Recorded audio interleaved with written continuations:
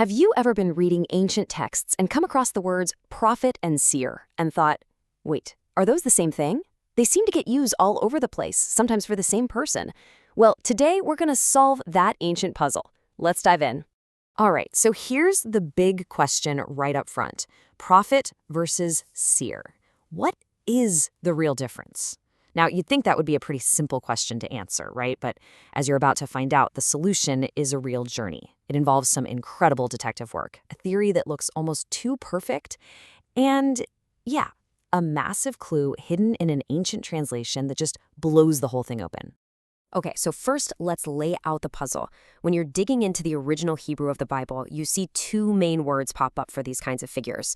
You've got Nabi, that's the one we translate as prophet, and then you've got Roe, which gets translated as seer. Seeing two different words, it's totally natural to think, okay, two different jobs. Simple enough, right? And if you look at what the words actually mean, it seems to back that up.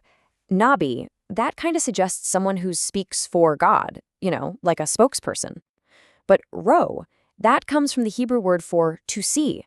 So that implies someone who sees things for God. It really makes you wonder, was one of them like an ecstatic speaker and the other a mystical fortune teller? So to try and crack this code, a lot of scholars looked beyond Israel.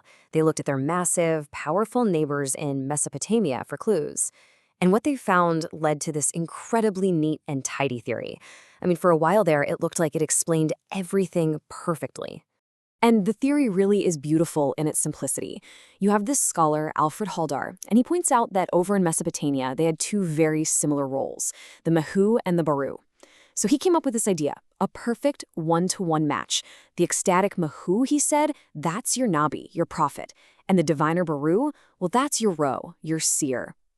It just fits. So let's break that down real quick. What's a Mahu? Think of an ecstatic. This is someone who would get into a trance, a kind of altered state, and get a message straight from a deity. Then they'd go and deliver that message. The Baru priest, though, was a totally different ballgame. No direct messages for them.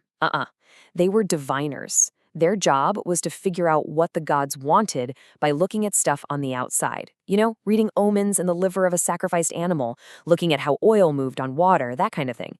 Totally different methods. So you gotta admit, that theory looks really good. It's clean, it's logical, it makes perfect sense. But the big question is, does it actually hold up when you test it against the evidence? Let's find out if this neat little Mesopotamian pattern really works when we look at the biblical texts themselves. And this is exactly where the whole theory just falls apart.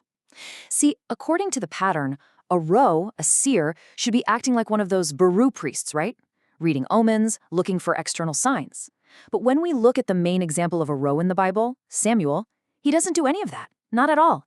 He gets his information directly from God, just like a prophet would. So the categories they don't match up. And get this, the Bible absolutely talks about people who did the exact job of the Baru, divination, reading omens, all that stuff. But they are never called a Ro or a seer. Nope, they're called diviners, sorcerers, magicians, and those are not good titles to have. And here's the final nail in the coffin for that theory. This quote from Deuteronomy flat out condemns the exact practices of the Mesopotamian Baru priest. It says those things are detestable. So far from being a respected role like a seer, these methods were completely forbidden. The Mesopotamian connection, as tidy as it looked, is a dead end. It just doesn't work. Okay, so if the answer isn't in Mesopotamia, then where is it? Well, it turns out the real story was hiding in plain sight the whole time, right there in the text. And it all hinges on this one little verse that's, a little confusing at first, but turns out to be incredibly helpful. Here it is, 1 Samuel chapter 9, verse 9. And it looks like it just spells it all out for us right. It says, the prophet of today used to be called the seer. Case closed. Seer is just the old-timey word for prophet, but, well, there's a little bit of a wrinkle. So let's do the detective work here, step by step. First, the verse tells us prophet is the modern word. Okay, but here's the problem. We find the word prophet, Nabi, in texts that are talking about a time way before Samuel. So how can it be the modern term? That doesn't add up. Now for the clue. An ancient Greek translation of the Bible, the Septuagint, has a slightly different reading. It says, for the people called the prophet the seer. And boom, that's the solution. It wasn't about one word being older than the other. It was about who was using the word. Seer, ro, that was the popular everyday term the people used. Prophet, nabi, was the more official technical title. It was the same job, just with 2 different labels. Okay, so we've cracked the code on the titles. Awesome. But that actually opens up an even bigger, more interesting question. If prophet and seer are the same job, how does that job stack up against similar figures in other ancient cultures? And for that, we can actually go back to Mesopotamia, to these amazing texts found in a city called Mari. And what they show us, well, it's not as simple as you might think.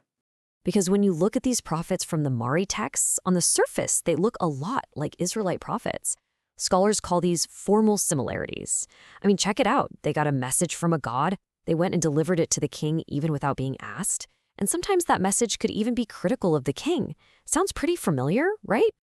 But, and this is a huge but, when you dig just a little bit deeper, some massive differences jump out. For one, the delivery was indirect. The message had to go through an official first. It wasn't direct. And second, there was no real authority. The message would often end with something like, but hey, do whatever you want. And maybe the biggest difference of all was the content. The messages from Mari were all about rituals. Offer this sacrifice, do this ceremony. They had nothing to say about ethics or justice or the moral soul of the nation. And that right there, that brings us to the heart of the matter. That huge difference in content is what really truly made the Israelite prophet unique. It wasn't the job title, prophet or seer. It wasn't even the basic mechanics of the job. It was the very soul of the message they carried. So at the end of the day, the uniqueness of the Israelite prophet had nothing to do with the form of their job. Plenty of other cultures had people who claimed to deliver messages from gods. No, the real game-changing difference was the content of their message and the nature of the one who was sending it. It really boils down to 3 things that made Israelite prophecy totally unique. 1, the message was a direct word from the one true God. 2, it was delivered with absolute non-negotiable authority. There's no, but do what you want at the end. And 3, the main concern wasn't rituals. It was about the moral and spiritual condition of the people. It was about justice, it was about mercy, it was about faithfulness. So there you have it. Seer was the common word, prophet was the official title, but the job was the same. And that job, it turns out, was fundamentally different from pretty much anything else in the ancient world because of its radical, unwavering focus on morality and ethics. Which leaves us with one last big question to chew on. How does knowing that, understanding that unique ethical core, change the way we read these ancient prophecies today?